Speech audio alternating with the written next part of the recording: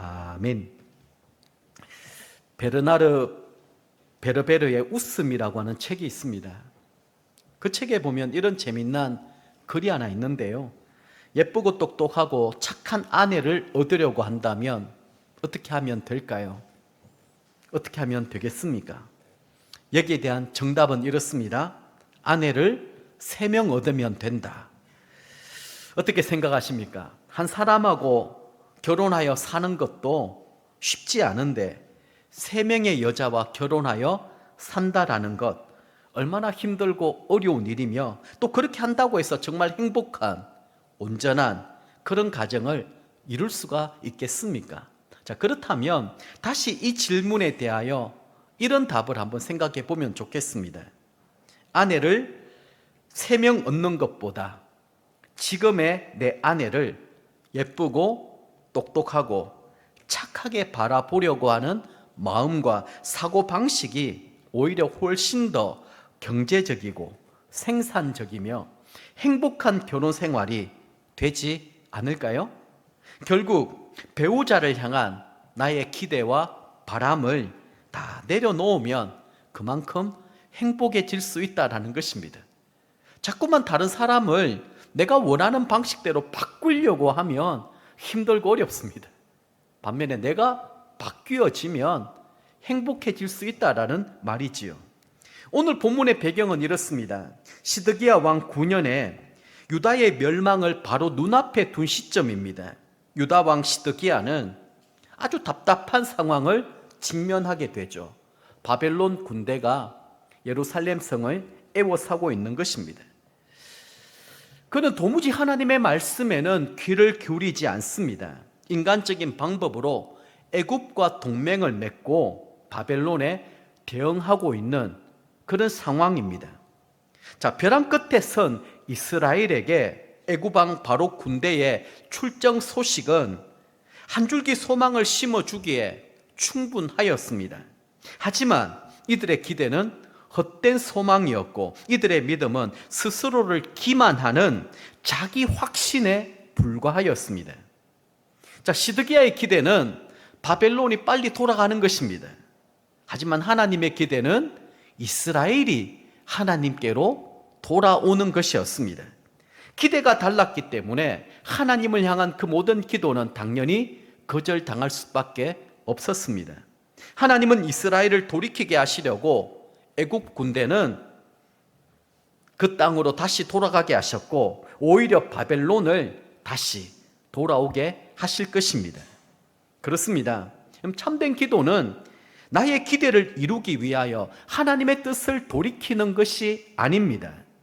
하나님의 기대에 맞게끔 나를 끊임없이 돌아보고 하나님께로 돌이키는 것이 참된 기도라고 하는 것입니다. 오늘은 기대와 기도라고 하는 주제로 함께 은혜 받을 수 있기를 원합니다. 우리에게 있어서 간절한 기도보다도 더 중요한 것은 바른 방향성입니다. 내가 지금 기도 생활을 제대로 하고 있느냐, 믿음 생활을 제대로 하고 있느냐, 여기에 대한 방향성을 제대로 세우는 것이 훨씬 더 우선되고 중요하다라고 하는 사실을 우리는 깨달을 수가 있는 것입니다. 자, 먼저 참된 기도에 대해서 한번 생각해 보겠습니다. 3절 말씀 같이 읽습니다. 시드기야 왕이 셀레마의 아들 여우갈과 마세아의 아들 제사장 스바냐를 선지자 예레미야에게 보내 청하되 너는 우리를 위하여 우리 하나님 여호와께 기도하라 하였으니. 아멘. 자, 시드기야는 예레미야 선지자에게 사람을 보내어서 너는 우리를 위하여 우리 하나님께 기도하라 이렇게 요청합니다. 아마도 지금 이러한 상황은 시드기야가 예전에 예루살렘 성이 이 아수르의 사네립 군대, 그것도 18만 5천 명이 애워싸고 있었을 때 이사야의 기도로 말미암아 하룻밤에 몰살당하는 이 놀라운 역사와 기적이 일어났습니다. 아마 그것을 기대하고 그 기도를 요청하고 있는 것 같습니다. 그런데 여러분, 지금 이 시드기야의 기도의 문제점이 무엇인가 하면 그때하고 지금은 상황이 좀 다른 것입니다. 어떤 상황이었는가 하면 하나님은 분명히 바벨론에게 항복하라고 했거든요. 근데 그 말씀에 불순종하고 버티고 견디고 있는 것입니다. 또 그런 일들이 있었을 때 히스기야 왕은 옷을 찢고 마음을 찢어서 하나님 앞에 엎드려 먼저 기도하였습니다. 간절한 회개와 하나님 앞에 간절한 기도가 함께 동반되었습니다. 히스기야 왕이 그렇게 했었을 때에 하나님이 이들을 불쌍히 여겨주시고 긍휼히 여겨주셔서 사내립 군대 18만 5천 명을 하룻밤에 몰살시켜 주신 것입니다. 그런데 지금 이 상황은 어떻습니까? 문제가 무엇입니까? 두 가지로 생각해 볼 수 있는데요. 하나는 유다 왕이었던 시드기야 자신이 먼저 옷을 찢고 마음을 통탄하면서 회개해야 되는데 전혀 그러지 못하고 있습니다. 얼마나 하나님 앞에 기도를 하지 않았으면 자기 스스로 기도할 줄을 모르는 거예요. 시드기야에게 대신 우리를 위하여 기도해달라 이렇게 지금 요청하고 있는 것입니다. 시드기야 왕에게 가장 큰 문제였고요. 또 하나는 무엇인가 하면 지금 이 시드기야의 기도를 보십시오. 누구를 위한 기도입니까? 너는 우리를 위하여 라고 얘기하고 있습니다. 철저하게 자기 중심적인 그런 기도입니다. 하나님의 뜻은 무엇인지는 전혀 생각하고 있지 않습니다. 하나님을 마치 요술램프 지니 정도의 수준으로만 생각하고 있는 것입니다. 지금 이 기도는 자기 욕망을 실현하기 위한 기도라는 거예요. 내가 원하는 답만 얻으려고 하는 것입니다. 만약에 시드기야가 이런 하나님의 심판의 말씀을 듣고 자신이 먼저 그 자리에 무릎을 꿇고 회개하였다고 한다면 온 백성들 사이에 영적 회심이 시작되었을 것이고 아마 대부흥의 운동이 일어나게 되었을 것입니다. 그런데 선지자가 아무리 이들을 위하여 중보하며 기도한다고 한들 본인이 하나님 말씀에 귀를 기울이지 아니하고 말씀에 순종할 마음이 없다고 한다면 그 기도는 아무런 소용이 없는 것입니다. 결국 이들이 하나님의 말씀에 대하여 어떤 반응을 보이게 되었을까요? 자, 2절 말씀 한번 보도록 하겠습니다. 그와 그의 신하와 그의 땅 백성이 여호와께서 선지자 예레미야에게 하신 말씀을 어떻게 했다고요? 듣지 아니하니라. 한마디로 총체적인 불순종입니다. 시드기야 왕뿐만 아니라 신하들, 온 땅의 백성들 가운데 영적으로 깨어있는 사람이 아무도 없었다라는 거예요. 소돔과 고모라가 기도하는 사람 10사람이 없어서 멸망당한 것 우리는 잘 알고 있습니다. 지금 여기에는 그 하나님의 말씀을 붙들고 두려워하며 회개하자고 외쳤던 사람이 아무도 없었다라는 것입니다. 얼마나 이들의 마음이 완고하게 굳어져 버렸는지 잘 보여주는 대목입니다. 웬만큼에서는 이들은 회개하고 돌이키지 않을 것입니다. 갈 때까지 간 것입니다. 하나의 기도 제목을 두고 우리가 오랫동안 지속적으로 기도해 본 사람들은 아마 이런 체험과 경험이 있을 것입니다. 처음에는 그 기도 제목을 놓고 아마 발등에 불이 떨어지고 막 급하고 그리고 또 여러 가지 많이 이 당황스러운 마음에 하나님 앞에 그 기도 제목들을 가지고 엎드립니다. 하나님께서 내가 원하는 답을 주지 아니하시면, 이 문제를 해결해 주지 아니하시면 큰일 날 것 같고 마치 죽을 것 같은 이런 위기의식 때문에 하나님 앞에 엎드리지 않습니까? 그런데 기도하면 기도할수록 참 희한한 결과가 나옵니다. 처음에는 두려움과 염려와 걱정 이런 것들 때문에 안절부절 못하고 하나님 앞에 억지로 엎드려서 기도하고 있는데 자꾸만 하나님이 내 기도의 방향을 바꾸어 주시기 시작하는 거예요.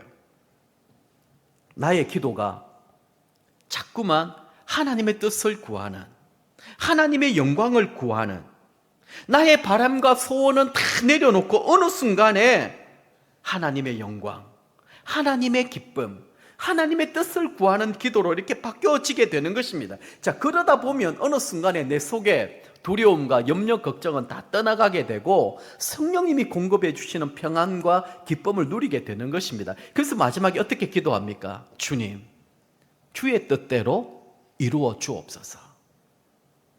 저는 이렇게 기도하지만 그러나 하나님의 영광, 하나님의 뜻이 우선입니다. 그렇습니다. 참된 기도는 나의 뜻을 하늘에 관철시키려고 하는 기도가 아닙니다.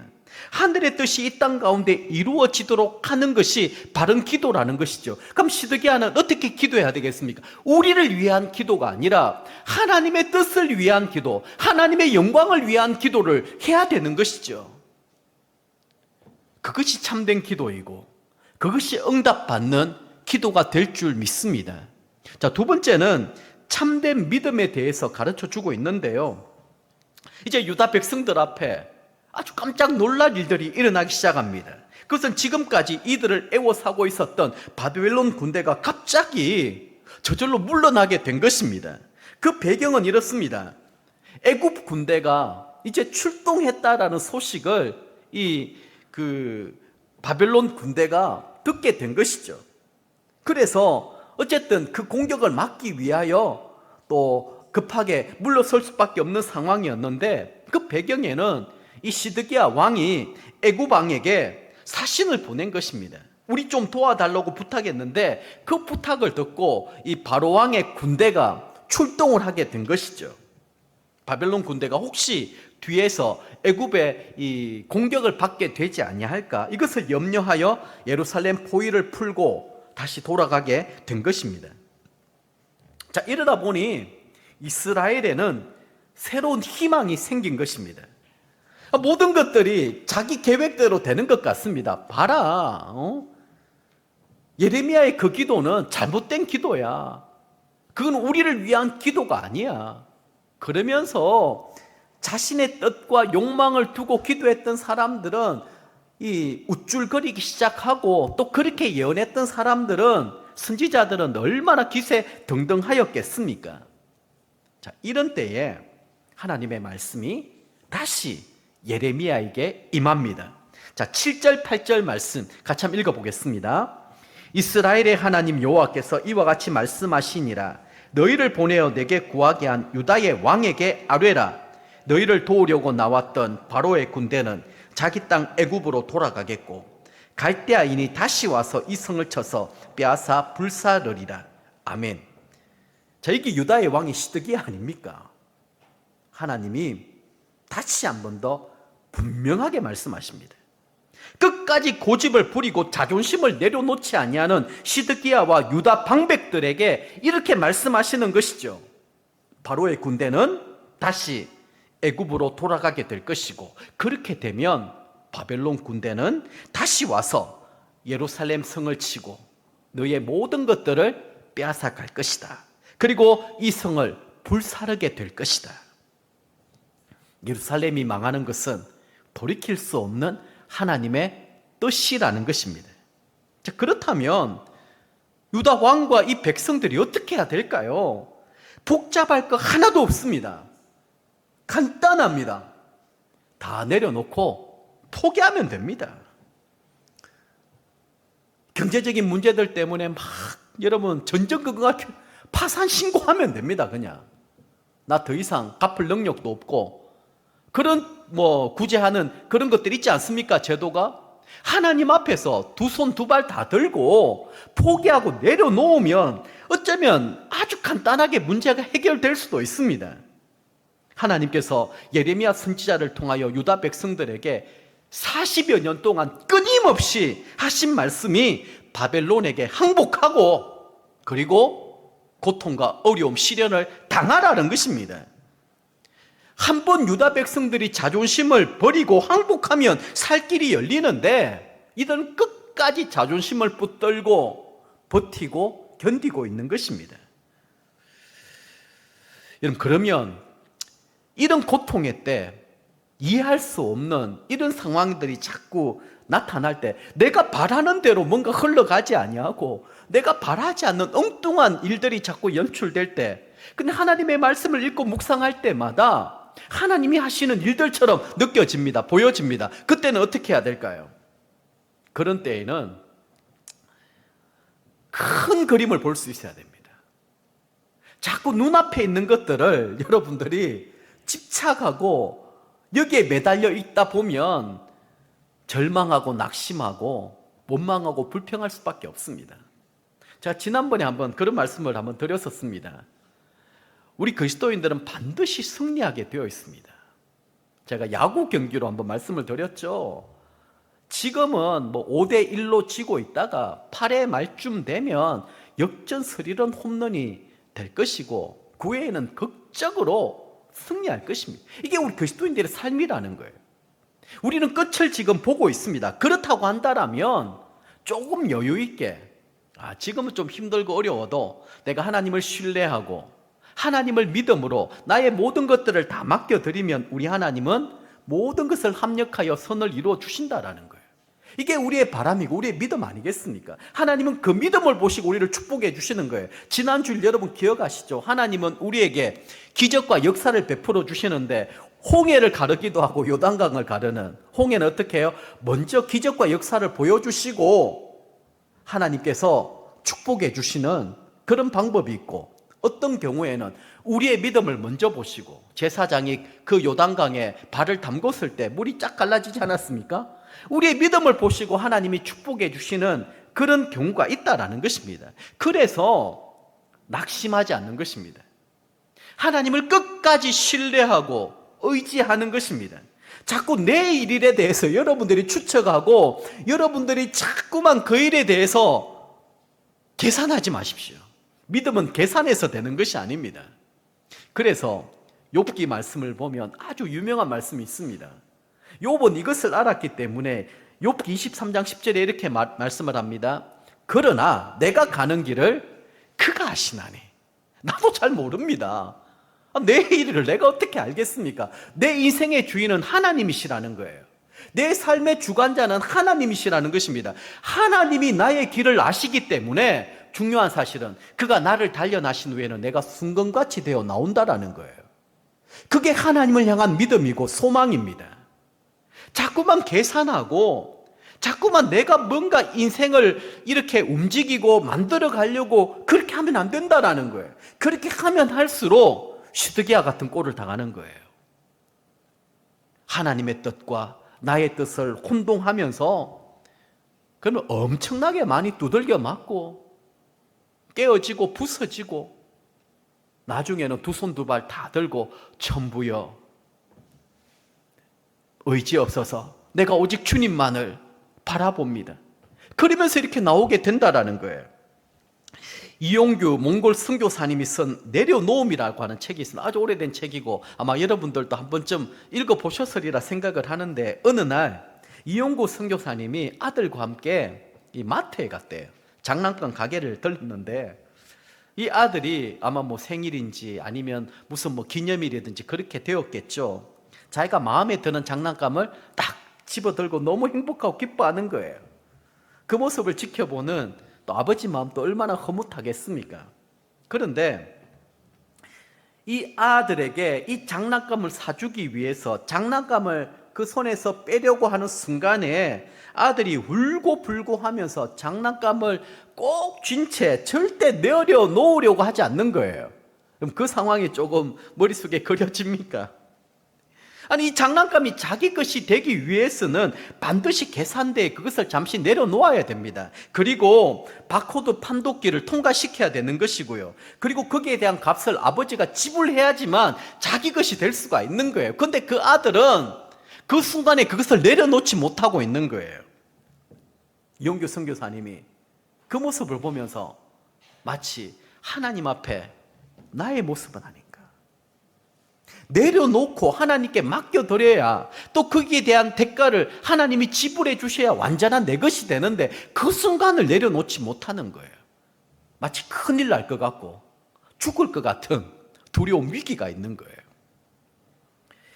하나님께서 우리에게 주시는 영적인 선물도 마찬가지입니다. 우리가 완전히 내려놓기 전에는 하나님이 주시는 진정한 행복과 축복을 소유할 수가 없는 것이죠.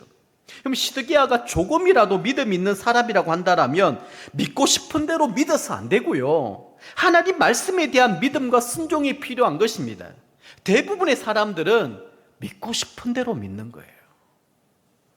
그게 가장 큰 현대인들의 신앙의 문제라고 할 수 있습니다. 자, 믿고 싶은 대로 믿는다, 이 말은 무엇인가 하면 자기 생각대로, 자기 판단대로 믿는 거예요. 애굽의 힘을 빌려서 이 위기를 모면하는 것이 하나님의 뜻이고 하나님의 지혜라고 생각하는 것입니다. 하지만 말씀대로 믿는다라고 하는 것은 내 생각과 반대된다 할지라도 하나님 앞에 모든 것들을 내려놓고 포기하고 이제부터 하나님이 하실 일들을 기대하며 잠잠히 기다리는 것입니다.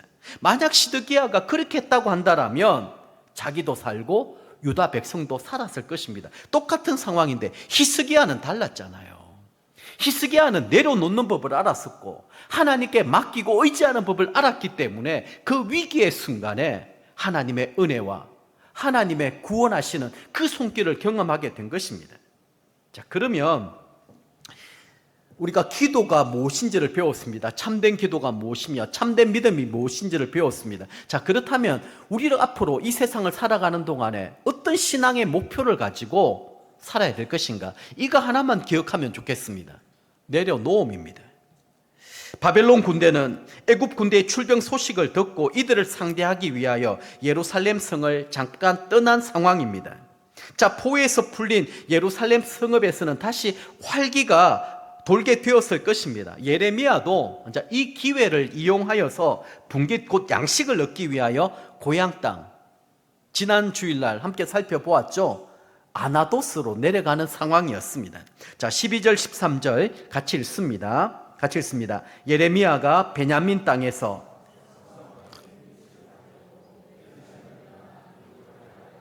베냐민 문에 이른즉 하나냐의 손자요 셀레마의 아들인 이리야라 이름하는 문지기의 우두머리가 선지자 예레미야를 붙잡아 이르되 네가 갈대아인에게 항복하려 하는도다. 아멘. 아주 기가 막힌 상황이 지금 벌어지게 된 것입니다. 먹을 양식을 구하기 위하여 베냐민 땅 아나도스로 가려고 하는 이 예레미야가 도중에서 바벨론에게 항복하러 간다, 이런 누명을 뒤집어 쓰고 체포되어서 서기관 이 요나단의 집에 감금당하게 됩니다. 그것도 깊은 웅덩이에 빠져가지고 뚜껑을 닫아버리면 얼마나 여러분 기가 막힌 상황입니까?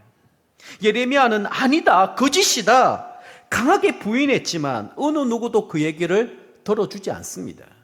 오히려 예레미야가 자기 예언이 실현되지 않았으니까 바벨론으로 망명하려고 하는 것이다. 예레미야를 친바벨론으로, 나라를 팔아먹은 매국노로 이렇게 취급해버린 것입니다. 그럼 이것을 두고 어떻게 얘기하느냐? 확정편향이라고 얘기합니다. 한번 들어보셨습니까? 확정편향. 그 뜻은 이렇습니다.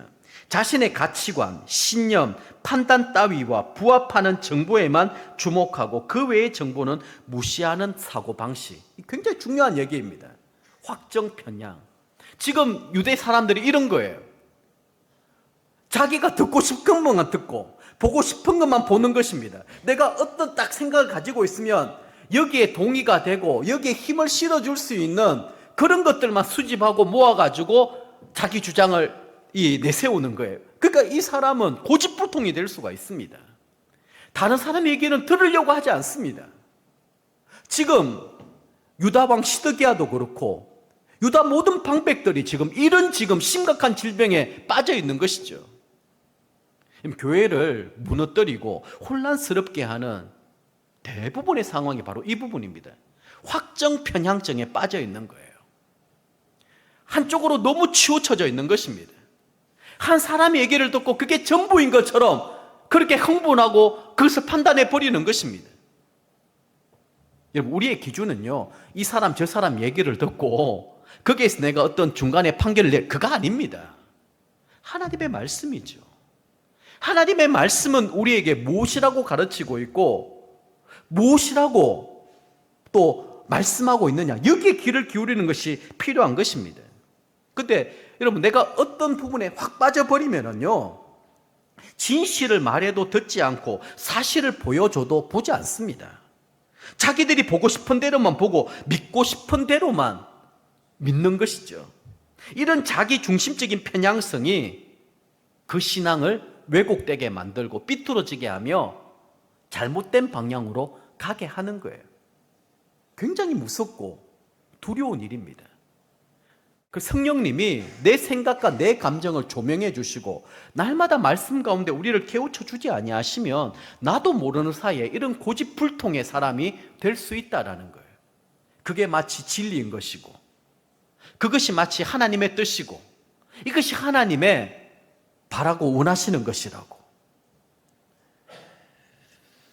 자, 그러면 예레미야 선지자 입장에서도 한번 생각해 보겠습니다. 이런 억울한 누명을 뒤집어 쓰고 옥에 갇혔으니 얼마나 여러분 억울했겠습니까? 강경파 유대인들에게 붙들려서 요나단의 이 집에서 깊은 웅덩이에 빠져 있을 때만 하더라도 여러분 같으면 어떤 마음이 들겠습니까? 원망하고 불평하고 내가 뭘 잘못했다고. 나중에 시드기야 왕 앞에서 막 이 예레미야의 이 답답하고 억울한 이런 심정들을 다 지금 대변하고 있지 않습니까? 그리고 나중에 시드기야에게 어떻게 얘기하냐면 나를 다시 요나단의 집으로 보내지 말아 달라고 부탁합니다. 죽을까 두렵다라고. 그만큼 예레미야에도 인간적인 마음을 가지고 있었기 때문에 아마 이 순간만큼은 정말 답답하고 두렵고 그리고 불안한 그런 상황이었을 것입니다. 그런데 아주 놀라운 일들이 일어나는 거예요. 21절 말씀, 우리 오늘 본문 마지막 말씀입니다. 같이 읽어보겠습니다. 이에 시드기야 왕이 명령하여 예레미야를 감옥들에 두고 떡 만드는 자의 거리에서 매일 떡 한 개씩 그에게 주게 하며 성중에 떡이 떨어질 때까지 이르니라. 예레미야가 감옥들에 머무니라. 아멘. 우리 하나님이 하시는 일이 이렇습니다. 우리 하나님은 아주 큰 계획과 하나님의 놀라운 프로젝트라는 게 있다라는 거예요. 그게 뭐냐 하면 한번 생각해 보십시오. 자, 밖에 분위기가 이렇습니다. 강경파 유대인들이 있습니다. 예레미야는 매국노 취급을 받는 상황이었습니다. 너무 친바벨론 성향으로 무조건 바벨론에게 항복하고 이 나라는 망한다, 불타게 될 거다, 뭐 이런 얘기만 자꾸 하니까 누가 그 얘기를 좋아하겠습니까? 만약 가만히 내버려 두었다고 한다면 아마 예레미야는 더 험한 꼴을 당할 수도 있었을 것이고 굉장히 비참하게 죽을 수도 있었을 것입니다. 그런데 하나님께서 베냐민 땅으로 가려고 했던 그 예레미야를 지키고 보호해 주신 것입니다. 요나단의 집에서 다시 시드기야의 그 왕의 뜰 가운데에 감추어 두고 그 신변을 보장해 준 것입니다. 여러분, 그 힘들고 어려운 때에 매일마다 먹을 것을 제공해 주었다라는 거예요.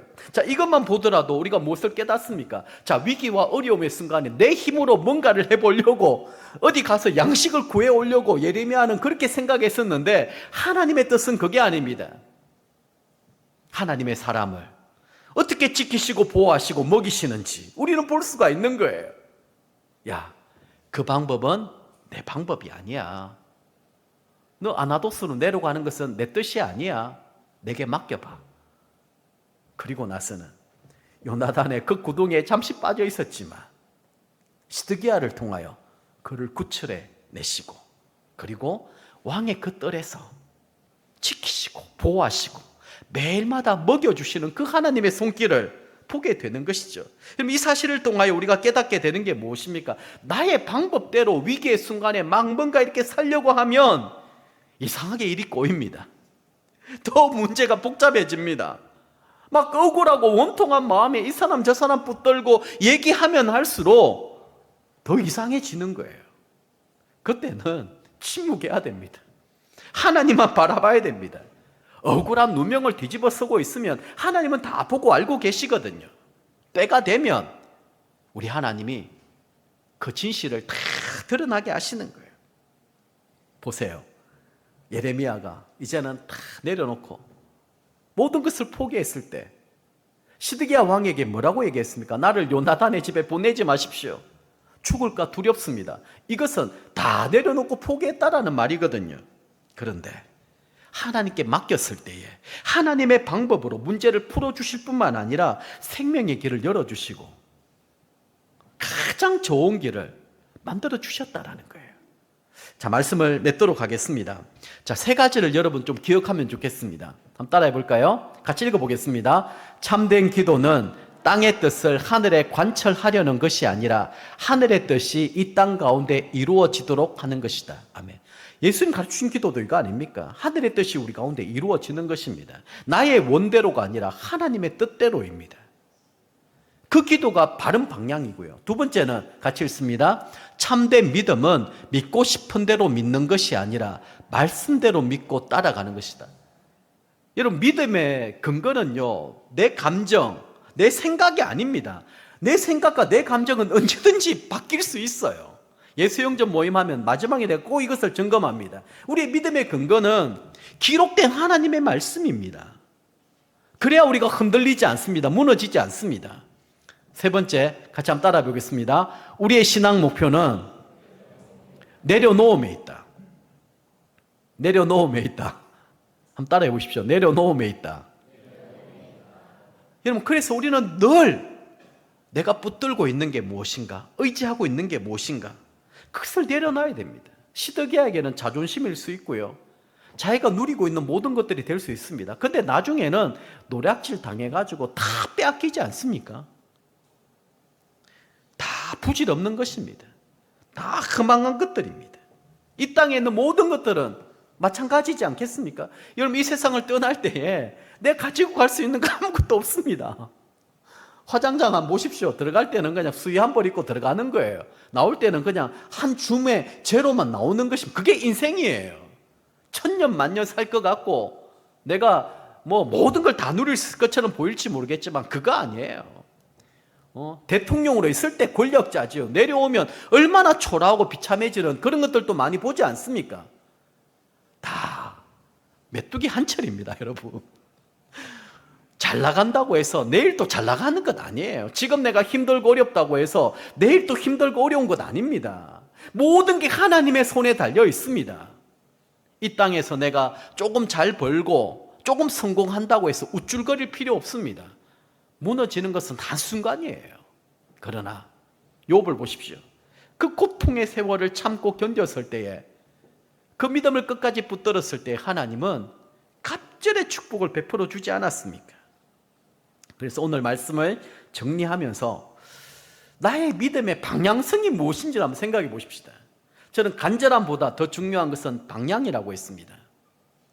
우리의 신앙이라고 얘기하면 뭔가 열정, 열심, 하나님 앞에 내 것을 희생하면서 뭔가를 해야 된다라고 자꾸 그렇게 생각을 하는데, 하나님의 뜻은 그게 아니에요.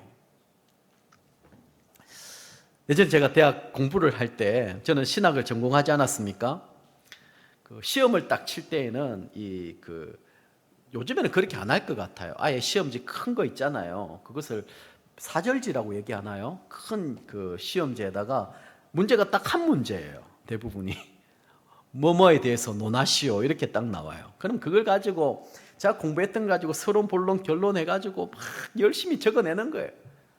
그 1시간, 2시간 동안에 막 팔이 이렇게 막 저릴 정도로, 아마 그 인문계통 쪽에 공부했던 분들은 그런 경험이 있을 것입니다.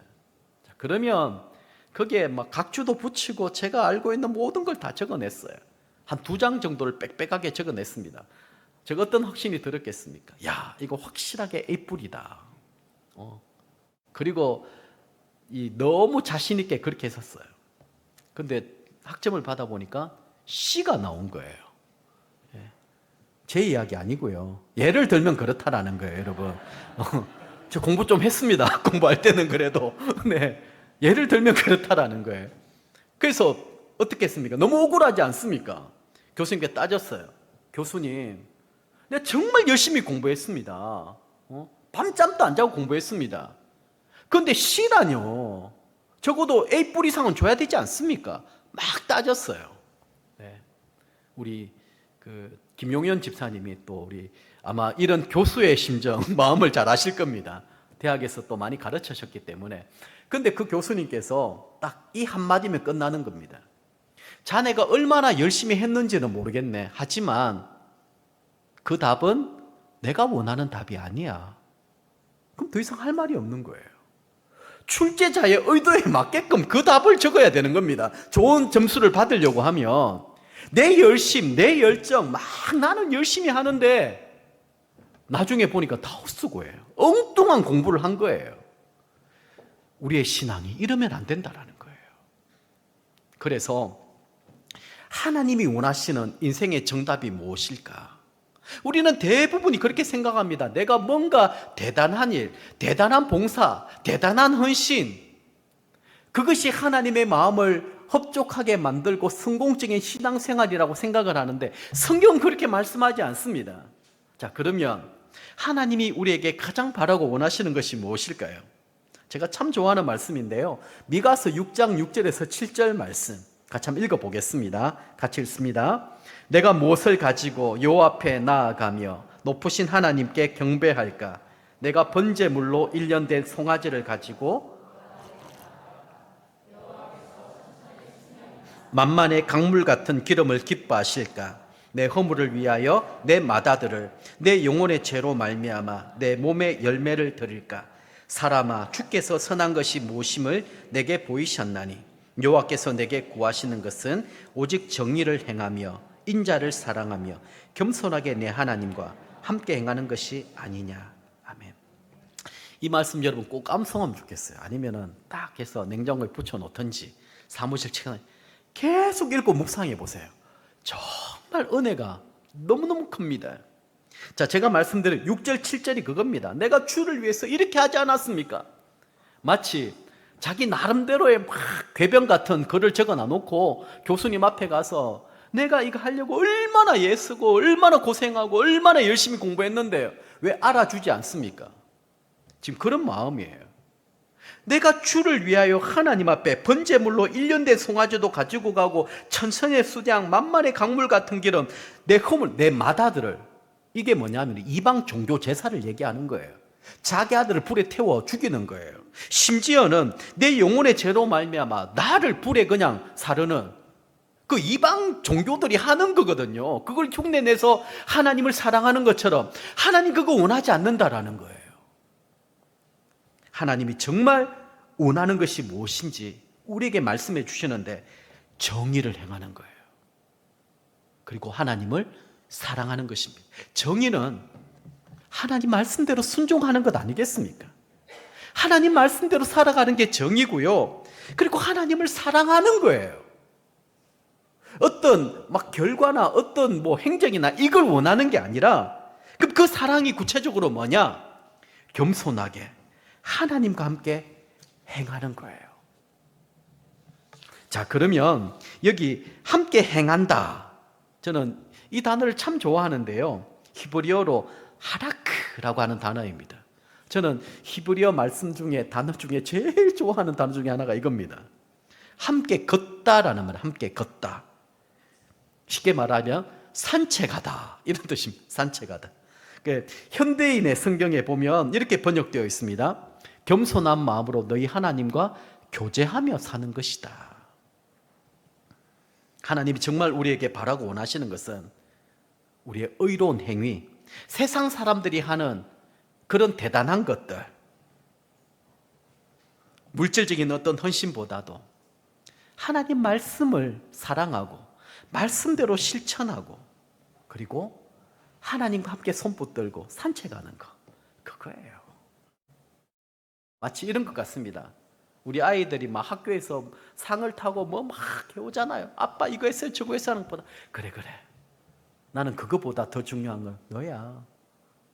같이 우리 산책할래? 하나님은 늘 우리 손을 붙들고 동산을 거닐면서 우리의 얘기를 듣고 함께 즐거워하고 기뻐하기를 원하시는 분이 하나님이시라는 거예요. 사랑하는 성도 여러분, 하나님께서 우리에게 구하시는 것은 하나님과 깊은 교제입니다. 산책입니다. 그 산책의 장이 어디일까요? 예배하는 이 장소일 수도 있고요. 가족들이 함께 모여 가족 목장하는 곳일 수도 있습니다. 새벽마다 나와서 시간과 장소를 구별하여 드리는 그 시간이 하나님의 손을 붙들고 함께 걷는 시간이 될 수가 있고요. 매일 아침마다 하나님의 말씀을 읽고 묵상하는 바로 그 현장이 하라크, 하나님과 함께 행하는 그 자리일 수 있다는, 그걸 원하시는 거예요. 그리고 그때마다 성령님이 우리에게 주시는 깨달음, 그 감동하심을 입고 내 육신을 져서 성령의 법에 하나씩 하나씩 복종시키며 나갈 때 하나님 박수치고 너무 기뻐하시는 거예요. 우리가 장차 하나님 나라 가게 되면 하나님 그거 물으실 거예요. 야, 너 재물 얼마나 드렸어?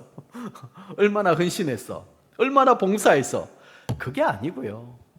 얼마나 나와 함께 깊이 동행했냐? 산책을 얼마나 많이 했느냐? 그거 물어보시지 않겠습니까? 그러면 이 땅이 천국이에요. 이미 하나님과 교제하고 동행하는 즐거움과 기쁨을 누렸기 때문에, 그죠? 이 땅이 하나님 나라고 저 땅이 하나님 나라. 우리는 하나님 나라를 경험할 수 있는 것입니다. 저와 여러분들이 이 세상 살아가는 동안에 이제는 좀 세상이 주는 근심, 걱정, 두려움, 조바심 다 부질없습니다. 메뚜기 한 철입니다. 그게 얼마나 영원하겠습니까? 정말 영원한 것은 하나님과의 교제, 하나님과의 동행, 하나님을 사랑하고 또 하나님의 은혜와 축복을 많이 입는 것. 저와 여러분이 그런 복된 삶을 살아가실 수 있기를 주님의 이름으로 축복합니다. 주신 말씀을 붙들고